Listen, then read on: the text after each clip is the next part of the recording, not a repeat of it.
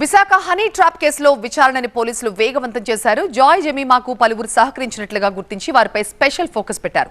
హైదరాబాద్ లో ముగ్గురిని అరెస్ట్ చేసి విశాఖకు తరలించారు పోలీసులు. ఇంకా బాధితులు ఎవరైనా ఉంటే ముందుకు రావాలి అంటున్నారు. జాయ్ జమీమా హనీ ట్రాప్ కేసులో విశాఖ పోలీసులు కూపి లాగుతూనే ఉన్నారు. గల్లీ నుంచి ఢిల్లీ వరకు అన్నట్లు లోకల్ నుంచి ఎన్ఆర్ఐల వరకు తన అందాలతో వలవేసి డబ్బులు వసూలు చేసిన జాయ్ జమీమా కేసులో దర్యాప్తును మరింత ముమ్మరం చేశారు విశాఖ పోలీసులు.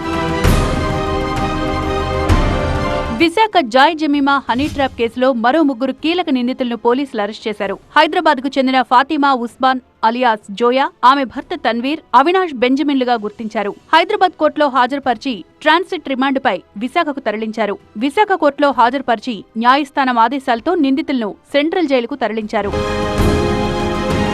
జాయ్ జమీమా టీంకు మత్తు పదార్థాలు స్ప్రే సరఫరాలో ఈ ముగ్గురు నిందితులు కీలక పాత్ర పోషించినట్లు పోలీసులు గుర్తించారు.